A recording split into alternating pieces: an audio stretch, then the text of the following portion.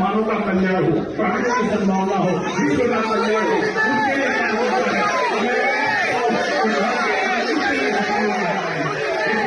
UGC पर दिखाई ब्राह्मणों ने अपनी ताकत भरी ऐसी हुंकार, कांपने लगी बीजेपी सरकार। ब्रजभूषण भी देखकर रह गए दंग। दिनेश शर्मा का हुआ खुलेआम मंच पर विरोध। ब्राह्मण नेताओं के ऐलान से हिली नेताओं की कुर्सियां। ब्रजेश पाठक भी बने गुस्से का शिकार। अलंकार अग्निहोत्री ने लगाई मंच से दहाड़। जो हुआ जानकर होंगे हैरान। जिनके सब्र को समझा गया था खामोशी का नाम, वही उठे तो हिल गया पूरा सियासी आसमान। यह कहना बिल्कुल गलत नहीं होगा, क्योंकि दिल्ली से लेकर लखनऊ तक इस वक्त बस एक ही चर्चा है कि आखिर ब्राह्मण समाज ने ऐसा क्या कर दिया कि सत्ता के गलियारों में बेचैनी बढ़ गई। कहा जा रहा है कि मोदी और योगी सरकार के लिए यह संकेत हल्का नहीं है, क्योंकि जब कोई वर्ग खुलकर मंच पर विरोध दर्ज कराए और सत्ताधारी दल के बड़े नेता को बोलने ना दे, तो बात सीधे शीर्ष नेतृत्व तक पहुंचती है। यूजीसी के मुद्दे पर लखनऊ में जो हुआ उसने साफ बता दिया कि अब सब्र का बांध टूट चुका है और ब्राह्मण समाज अपनी ताकत दिखाने के मूड में है।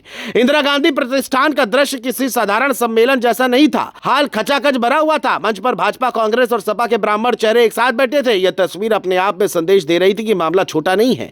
जैसे ही दिनेश शर्मा बोलने के लिए खड़े हुए और यूजीसी पर सीधी टिप्पणी से बचते दिखे, वैसे भीड़ गर्म हो गई। एक मिनट भी पूरा नहीं हुआ और नारे गूंजने लगे। लोग अपने सीटों से उठकर जवाब मांगने लगे। यह सिर्फ विरोध नहीं था, बल्कि खुला ऐलान था कि अब गोलमोल जवाब नहीं चलेगा।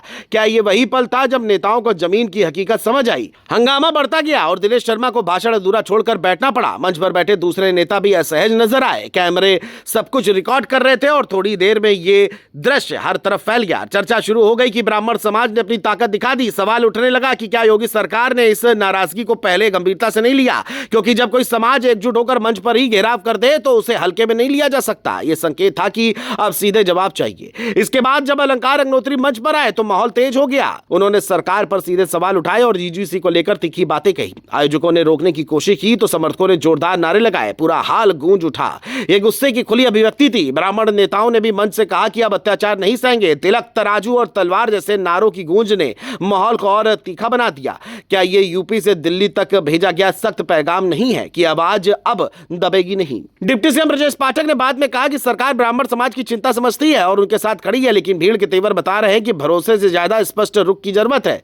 राजनीतिक जानकार मानते हैं कि यूपी में ब्राह्मण वोट हमेशा से अहम रहा है। अगर ये वर्ग संगठित होकर दबाव बनाता है तो चुनावी गणित बदल सकता है। यही वजह है कि कांग्रेस और सपा के नेता भी मंच पर पहुंचे और समर्थन जताया। हर दल ये दिखाना चाहता था कि वह ब्राह्मण सम्मान के साथ है, लेकिन जनता का सवाल अब भी वही है कि यूजीसी पर अंतिम रुख क्या होगा। फिलहाल जो तस्वीर सामने आई है उसने सरकार की टेंशन बढ़ा दी है। दिल्ली में बैठे बड़े नेता भी अब इस संकेत को नजरअंदाज नहीं कर सकते। लखनऊ की हुंकार ने साफ कर दिया है कि ब्राह्मण समाज अब चुप बैठने वाला नहीं है। नेताओं की कुर्सियां हिल चुकी हैं और सियासत में नई हलचल शुरू हो गई है। अब सबसे बड़ा सवाल यही है कि क्या यह विरोध आगे चलकर बड़ा राजनीतिक मोड़ बनेगा? क्या योगी सरकार इस नाराजगी को शांत कर पाएगी या विपक्ष इसे और तेज करेगा? फिलहाल माहौल गर्म है और यूपी से उठा यह सियासी संदेश पूरे देश में चर्चा का विषय बन चुका है।